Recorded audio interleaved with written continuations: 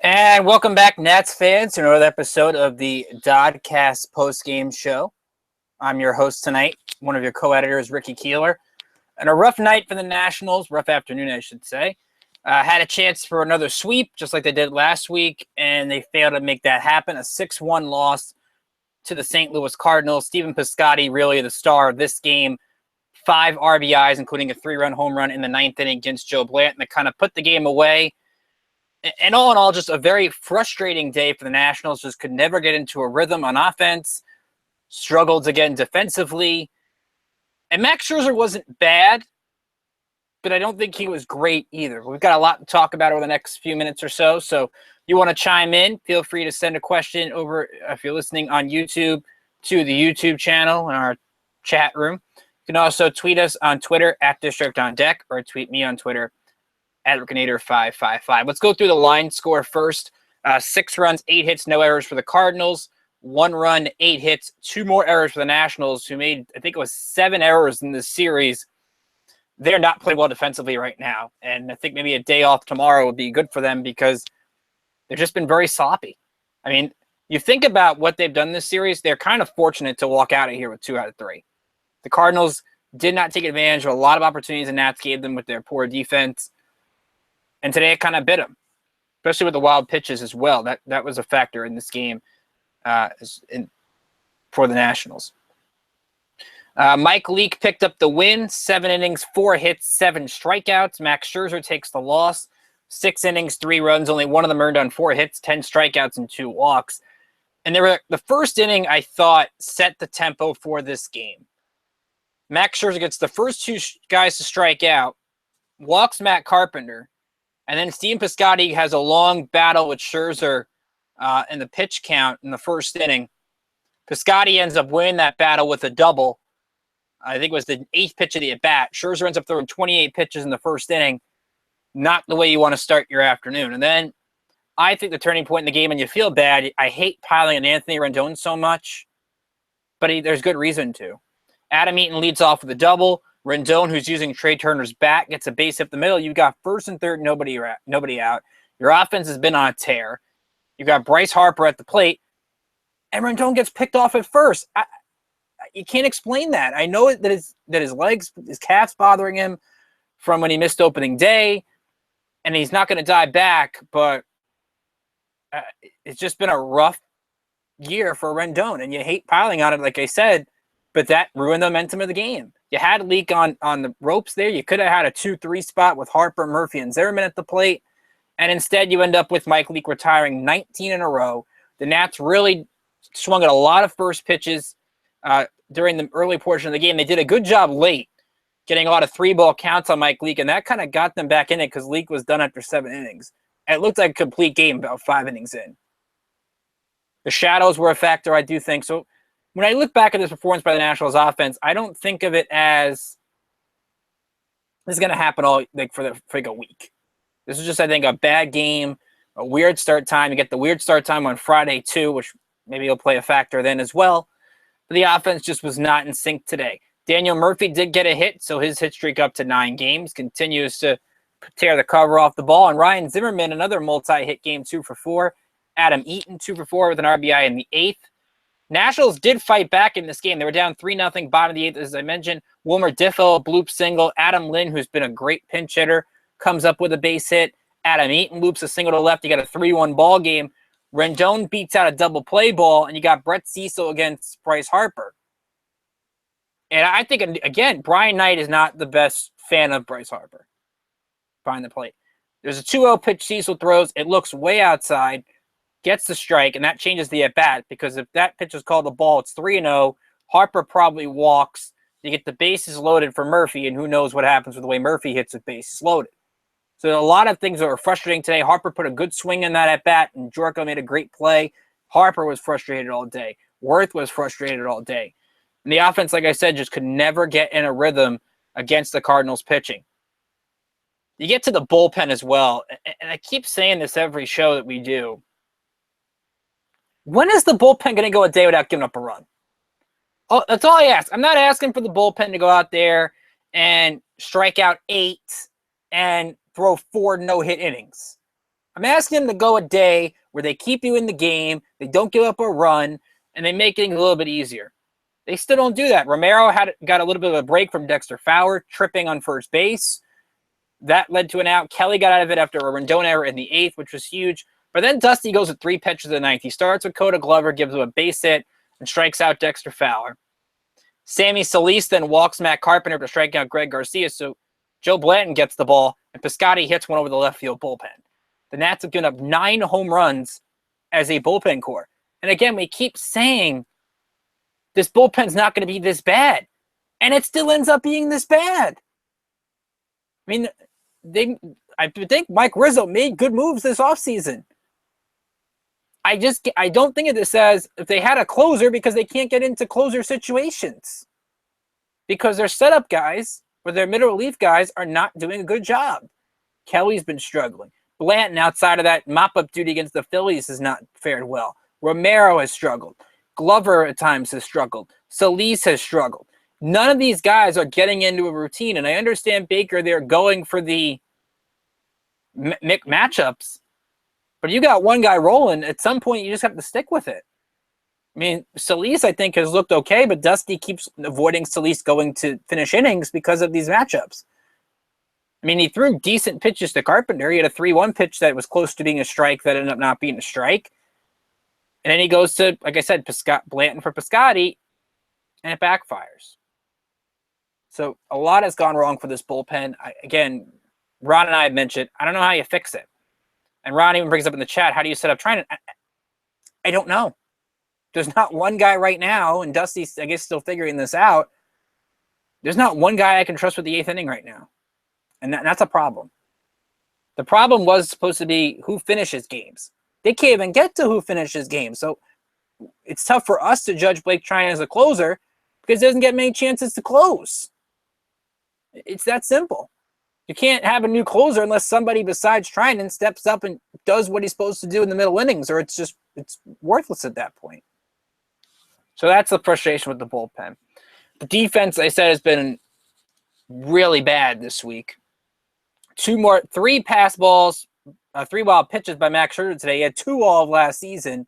Matt Wieters, I guess, couldn't see the ball with the shadows, or Scherzer was a little bit too amped up, but his changeup, he struggled with that today. But you have the 3 wild pitches. You have the error by Rendon. You have an error by Diffo. And there was one play I want to go back to, 5th inning. Cardinals are up 1-0.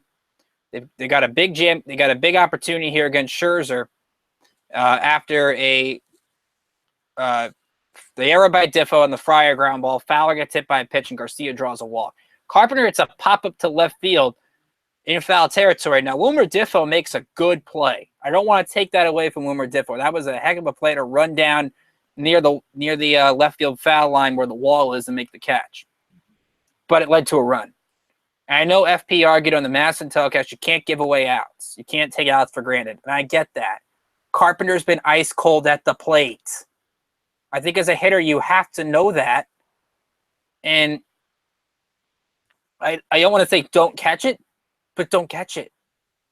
And then Piscotty ends up hurting you anyway because he comes up with the RBI single, makes it 3-0. So in essence, you basically gave away an out for a run. And I think maybe you could have got a double play on that one, and maybe that changes the game. I don't like if you don't have a chance to make the play at the plate, don't catch the ball. And that's what Diffo's going to learn because he's going to get to play shortstop more often than not over the next week. It's a learning process with him, and you're seeing the talents that he has. And I don't blame him at all for that play. But that's when, if I'm Dusty or if I'm one of the coaches, I'm saying don't catch that ball. In the future, let it drop. If you know it's foul, let it drop. In that kind of situation. As for Max Scherzer today, at times it felt like he was going for the strikeout all the time, but he's really good at getting strikeouts, so tough to blame him there. And he had a bad outing by his standards, but a decent outing by anybody else's. 6 innings, 1 earned run on 4 hits, struck out 10 for the 50th time in his career, so congrats to Max Scherzer on that one. He's now 1 behind Clayton Kershaw in that category. And Adam Eaton, also his 100th career double. That happened in the 1st inning, so congrats to Adam Eaton. I thought Scherzer fared decent today. 104 pitches, 69 strikes, good number. Has no record to show for it, ends up getting the loss. As an ace, you'll take those hard luck losses once in a while. I think today was one of them. And again, the bullpen didn't do its job, plain and simple. So the Nats win 2 out of 3. They're 6-4 on the season. Well, 5-4 in the season, I should say. And it's not been pretty, but they've won two series out of 3. And I think the goal early on in the season is to win as many series as you can. They've done that. They've not been great doing that, at least from a defensive standpoint, but I think on offense they've been excellent. Murphy had another hit today, as I mentioned, 9 games in a row. Zimmerman's on fire. Worth had a rough day today, but he's been good. Wieters has been good. Eaton's been good. Harper's been good. They've got to find a way to get Rendon going, and I keep saying this. You've got to put Anthony Rendon out of the 2-hole. I don't get what Dusty Baker sees that keeps Rendon there, because Jason Worth is a better number 2 hitter than Anthony Rendon. I know Worth has hit the ball well, but I want a guy at number 2 that can take pitches and work the count. I didn't mind Diffo hitting second yesterday. He's a switch hitter. And Diffo at least brings some speed into the equation behind Eaton. Maybe you get first and third. Maybe you get second. Like, you can maybe play still aggressive with Eaton and Diffo, because Diffo's got good speed. I don't see the value in Rendon being there. Not when he's this cold, because it takes away Harper with 2 men on, and you leave that base open maybe if Eaton doubles and Harper gets pitched around. Or Murphy gets pitched around. I think Dusty has to figure that out, especially with his middle of the order heating up, or as hot as they are right now. Rendon can't hit second. I wrote about that earlier in the week, and Dusty's still doing it. So we'll see how that goes. Nats will be in action on Friday, day off tomorrow, so you won't hear from us, at least in the DoDcast tomorrow. Let's take a look around the league, what's going on here in the NL East. The Mets right now have a 1-0 lead on the Phillies, top of the second inning. Yoenis Cespedes, who had 3 home runs last night, RBI double. In this one, Zach Wheeler's in the mound for New York. Mets can take first place outright with a win. Yes, it's early in the season, but we're tracking that. That's 1-0 right now. Braves and Marlins are no score. That game in the second. Tom Kohler is against Jaime Garcia in that one. So that's your matchup in Miami. Marlins won last night. Braves have been off to a bad start, so they could use a win as much as anybody. But that being said, they get the win. And it looked like today for the looked like the Nationals were the team on the getaway in the Cardinals, and I give the Cardinals credit. Mike Leake was excellent, and I think they did a good job taking Max Scherzer out of his rhythm, which a lot of teams do that. They call time late in the at-bats. They make it so that the game kind of stops, and Scherzer doesn't really get himself set. They slowed the game down, and they needed this win. I know our guest last night from Redbird Red said it wasn't a must-win, but facing basically what would have been getting swept in D.C., they had not played well the first week, and now going to Yankee Stadium over the weekend, you couldn't afford to lose this game, and I think the Cardinals at least got their season somewhat on the right track. They have not played well either. So give the Nats credit. They've won 2 out of 3 in that series, and they'll move on to Friday. But let's go around the minor leagues before we look at Friday's matchup. Today, AAA Syracuse lost to Pawtucket 6-0, just 4 hits for the Syracuse offense. Matt Grace ended up getting the start here and took the loss. Down in Harrisburg, the opposite result. The Senators shut out the Hartford Yard Goats 6-0. Andrew Stevenson, another hit today. Multi-hits games for Yadiel Hernandez, Mario Lisson, and Neftali Soto. Jaron Long, who is the son of Kevin Long, the hitting coach with the Mets, 6 innings, 4 hits in the win. And Spencer Keyboom had a kaboom, a 2-run homer in the 4th inning. So good job for Spencer Keyboom. His brother Carter is doing well in Hagerstown. So Harrisburg goes to 4-3. Potomac this morning beat Frederick 5-3. They're now 4-2 on the season. Taylor Gushu had another had a home run, a 3-run shot in the 5th. Brian Mejia had an RBI. Gushu had a 3-hit game. Victor Robles 2 for 4 with a triple today. He's hitting .370. And Luis Reyes gets the win. 6 innings, 2 runs, 8 hits, 5 strikeouts, and a walk. Dakota Backus took the save. And right now, the only game going on in progress in the minors, Hagerstown down 2-1 in the bottom of the 5th to Lakewood. They had the 15-inning win last night. RBI for Nick Banks. He's 1 for 2. Tyler Watson, the starter, has gone all 5 innings, 2 runs, which was a 2-run homer on 5 hits, 7 strikeouts, and 3 walks. Watson, a 19-year-old kid, got a lot of upside. So the 7 strikeouts is something to keep an eye on. And you got good action in the minor leagues tomorrow. While the Nats are off, and if you have MILB.TV, I recommend you check some of these games out. Joe Ross is going to start tomorrow afternoon for Syracuse. That's a noon game against Pawtucket. The weather is supposed to be better than it was in his last start. So we'll see if there's any progress from Joe Ross. And then at 6:30 in Double-A Harrisburg, they're going to be in Bowie, which is the Orioles affiliate. Eric Fetty is going to make his second start. So you got Joe Ross and Eric Fetty both on the mound tomorrow in the minor leagues. So while the Nats are off and you still want to get your baseball fix in, I'd recommend checking both of those games out. So let's take a look at Friday's matchup. It's 4:05 Eastern first pitch. Catch it on Masson on TV, 106.7 The Fan on the radio, or if you're in Philadelphia, CSN Philadelphia has it. Your matchup here is Aaron Nola for the Phillies. He's 1-0 with a 4.50 ERA. Against Steven Strasburg for the Nats, 1-0 with a 3.21 ERA, 11 strikeouts. And again, you go back to Sunday, Strasburg was kind of hurt also by sloppy play in the field. Daniel Murphy and Adam Lynn had that miscommunication. That led to a couple of runs in the middle of the game. Because Strasburg, I thought, was okay in that one. He's looked good in 2 starts. He's pitched pretty well against the Phillies. All in all, I think you're content with Strasburg being on the mound after a day off. As for Aaron Nola, he picked up his first win against the Nationals, last time out. Now, it helped when you get a 12-0 lead after the first inning. Again, that was the game Aaron Nola pitched when Jeremy Guthrie was shelled in the first inning by the Phillies offense, an historic number. But the Nats' lifetime are usually good numbers against Nola. We talked about in our last preview. Bryce Harper hits the ball well against him. Jason Worth hits the ball well against him. So maybe day off, get a chance to shake the frustrations away, and maybe Harper and Worth have some outstanding games here.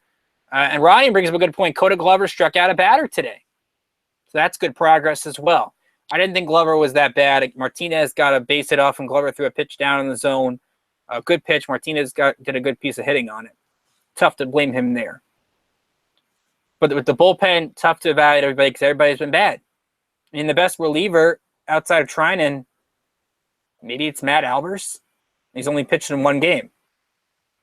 They've got to get consistency from this pen because the rotation's doing a good job. I mean, outside of Roark's outing on Monday where he went 5 innings, you're getting 6-7 innings from your starters every night. And you can't keep having games where your starters keep you in the game and your bullpen just gives it away. You got to give this offense an opportunity. If Blandon got out of that, you're a 3-1 game in the 9th inning. Your offense is starting to get going. And I know it's a tough closer to crack, but you would have had an opportunity. We got a lot of stuff going up tomorrow. I'm going to write more about the shortstop situation. Stephen Drew is on the 10-day DL. Grant Green came up today, and I think that was the right decision.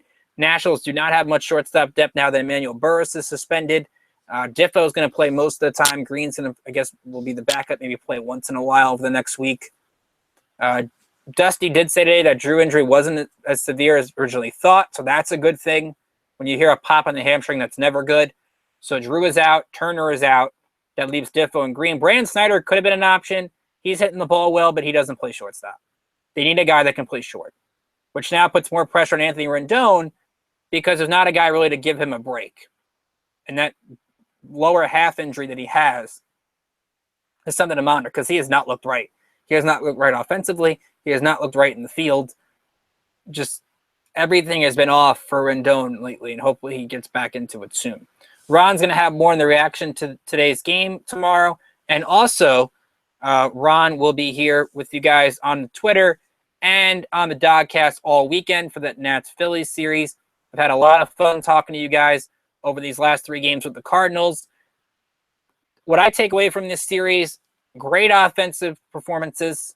They scored 23 runs in 3 games. That's a good number. Sloppy defense and okay starting pitching. Scherzer, I would say, was okay by his standards. Roark was okay, and Gio was great last night. So all in all, your rotation's been good. Your bullpen just has to figure stuff out. Who knows when that will be the way they've been performing. So Ron will be with you this weekend. Remember, subscribe to the YouTube channel. If you missed any of our post games, they're all there. So if you want to hear us talk about a win or talk about a loss, everything is there. And always subscribe to our YouTube channel. You can follow us on Twitter at District on Deck. Follow me on Twitter at Gnator555. Like us on Facebook. We post the DoDcast on Facebook as well. Also, all of our articles are on Facebook. So if you missed any of those, feel free to check those out as well. Once again, final score, Cardinals 6, Nationals 1. Nats win 2 out of 3, but a frustrating game this afternoon in the shadows at Nats Park. So for Ron Juckett and for all of our District on Deck team, until Friday afternoon, we hope you have a great day. Enjoy the playoffs if you're a Caps fan. That starts Thursday. We want you to follow Stars and Sticks. That's the Capitals fan side site for all your hockey coverage. Wizards playoffs are getting started, so follow the NBA site as well. I think Wizard of Oz is the site for the Wizards. So follow those sites, and we'll be back here on Friday afternoon.